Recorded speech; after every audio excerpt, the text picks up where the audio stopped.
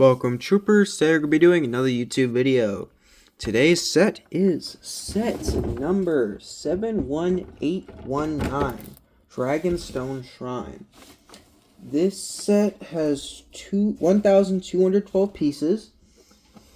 It is for ages 13 and up, and retails for $120 US. So let's get into the build. Alright, now this is a pretty condensed set. As you can tell, it's not exactly the largest thing for $120, but it is very dense, I guess you could say, in terms of detailing and stuff of the sort. So we're going to take all the minifigures off to kind of get the full thing in there. Okay, there are 6 minifigures in this set, so you'll kind of see me take all 6 off. But yeah. This is kind of like a general overview right now, if you kind of want to interpret it that way. But yeah. Anyway, so this set's pretty nice looking. We have a lot of details and a few play features as well. We have a lot of stuff going on overall. Now, first thing I want to go into, okay, that's good, okay, is this little rock here. This thing that's just hanging. Actually, we're going to move that tree. So, essentially, this rock right here has the ability to move. It's a play feature. So there's this knob on the back right here. If you move it, it moves the rock. It's a feature that I don't really want to go too much into detail on. But yeah, it kind of moves really jaggedly. So I'm going to put 2 figures on here and kind of show you what it looks like with minifigures. Put Roz and Euphrasia there. So like I said, the figures go, obviously, if you have them on one foot, they're way more likely to fall off. You can kind of simulate a fight using that, in fact, here. So let's just have Roz and Euphrasia back on. Oops. Oh, she already fell off without it even moving, which is kind of sad. But here, let me just, there we go. So we're going to kind of move it back here. So that way, yeah. And then, yeah, figures can get easily thrown off this thing if you have them on one stud. So, yeah. Our next little part is this little pond here. Now I'm kind of holding it really close to kind of get an image of it. There's a couple of the specialized printed piece right here, which is like a koi fish piece right here. There's also some stepping stones to get into the actual shrine itself. There's also a waterfall as well, which I gotta make sure it's good. There's also like bubbles kind of going where the waterfall is. Yeah, there's also a couple flowers on the side. Next part is like this little root area that's going up the build, and then it goes into this tree area here, which I'll talk about in a bit. But yeah, it's a pretty nice little, there's a lot of detail on this, and I like that. I like sets with a lot of detail, and this is for ages 13 and up, so that makes sense that there's that much detail. And yeah, there's also a bit of rock area around the build, so yeah. The tree here is pretty nice as well. It's a cherry blossom tree, I believe. So let's actually move that up. It looks pretty nice overall, and there's also a lantern hanging off right there. This is like a full tree. It doesn't feel like just a bunch of leaves put on like a twig or something. It actually feels like a proper tree, which is always nice to see in a Lego set. So yeah. Oop. Don't worry about that yet. But yeah, this is a pretty nice detailed tree. We've got a lot of leaves on there. So yeah, kind of getting the view as well.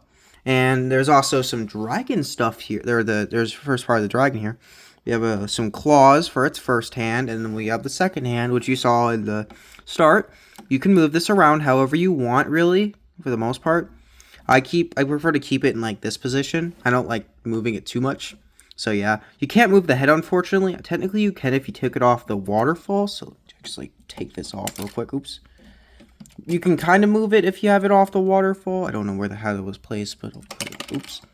Like, as you can tell, it's kind of fragile if you're not careful with it. So we're just gonna pretend that was like that. Anyway, let me actually fix that. But yeah, this is a pretty fragile set if you take the waterfall off the head, as you can tell. Okay, there we go. Anyway, this is on a hinge, if you couldn't tell here. So actually, yeah, put it on right. Anyway, yeah, pretty nice. Oop.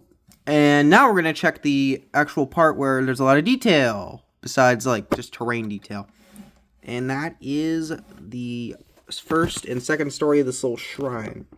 So we're going to kind of go in there, so there's a few things going on here. There's a little bookshelf scroll shelf, not bookshelf. There's also a little candle inside. There's a Chima crystal there, and then a little figurine of some sort.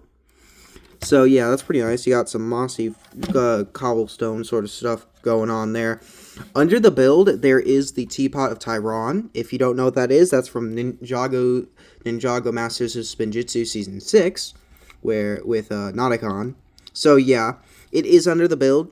If you want to see it, you could just go check out Bricks by Mind, his review. You can check that out if you want to see the Teapot of Tyron. But yeah, it is under there. It's like a little detail. The set it was based on the fact that it's the set designer's favorite season. Fun fact, or at least favorite season. I think, I'm not sure. I'd have to check. But anyway, second floor is pretty cool as well.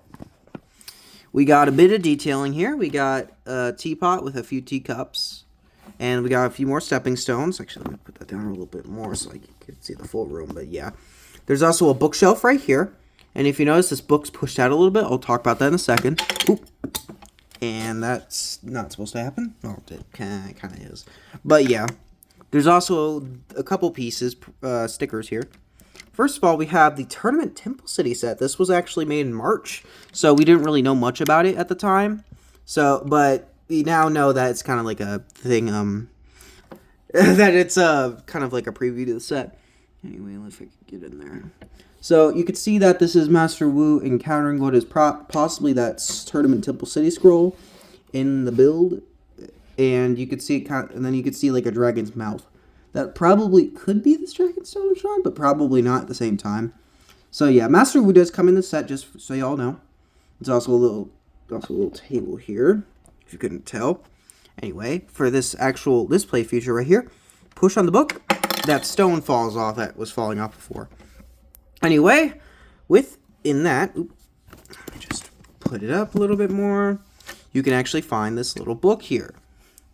This is the Forbidden 5. This is like a Forbidden 5 book here. And we could see who is probably knocked, I imagine. And this is the Ninjargan letter, or Ninjargan thing for 1, I believe. You could see some like fire or flames going on in the background.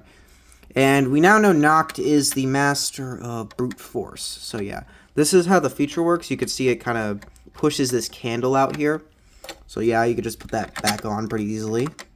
They actually used this piece in another set that the person who designed the set designed, which was the what was it called? The Temple of the Dragon Cores. They actually used this piece here for one of the tree trunk pieces, or a couple of the tree trunk pieces. But yeah, so this is a pretty nice set overall.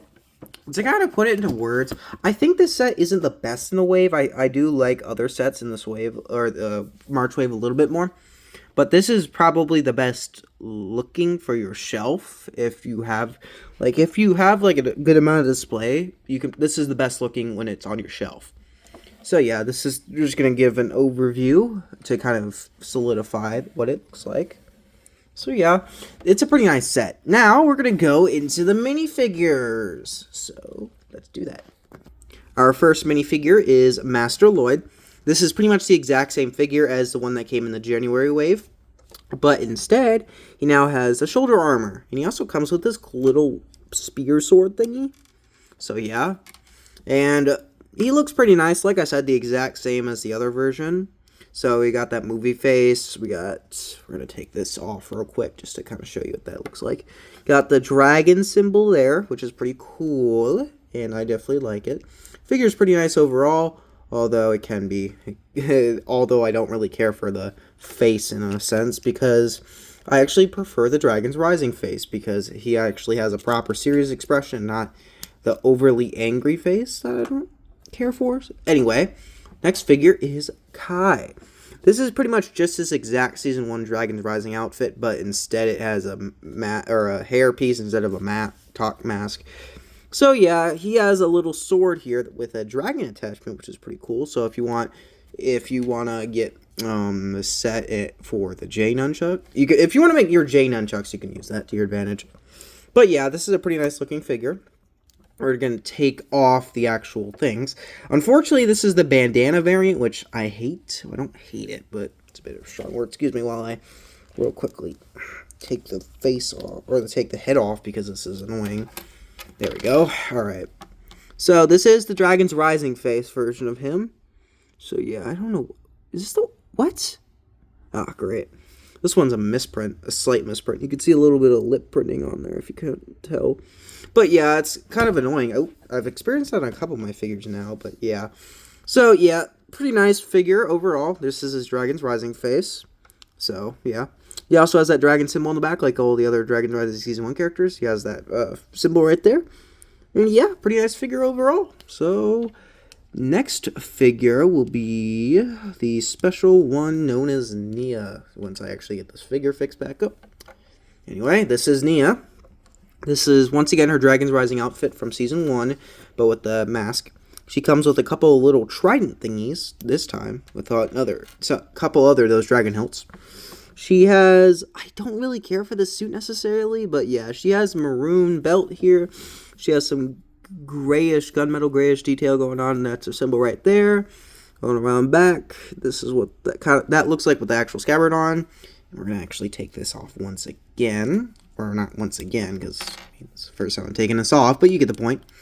Anyway, you can see that she has a maroon undershirt. She also has a couple, like, little thingies on her, what is that, overshirt?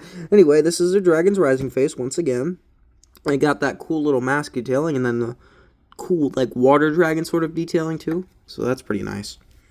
And yeah, that's our last ninja figure. But there are a couple more in this set. Unfortunately, the set only has one villain, but it's the most important villain, so that's fine. Anyway, our next figure is Woo! It's been a while. Well, not been a while, but it's kind of nice to get another Woo figure, even though he's canonically dead, if you didn't know. So, sorry if I spoiled that for you, but yeah, he comes with a staff with some dragon hilts on it. He has some slight golden detailing on the legs there, if you could see, it's kind of shiny. He also has that classic golden hat that he always has. They have his legacy face, fun fact, on this figure, which is pretty nice, although I don't really care for the smile. And then on the back, you kind of have his symbol being covered by a hood. So, yeah. Anyway, pretty nice figure overall. Not my favorite Master Wu figure, but not my least favorite, that's for sure. Anyway, let me make sure that's good. Yep, that's good. Okay, our second last figure is pretty important. This is Euphrasia. She is exclusive to this set as of current, and I don't think she's probably coming in any other set. So, yeah. This is a pretty nice figure. She has this cool little staff thing. She also comes with an alternate hair piece, which is pretty cool. So, yeah.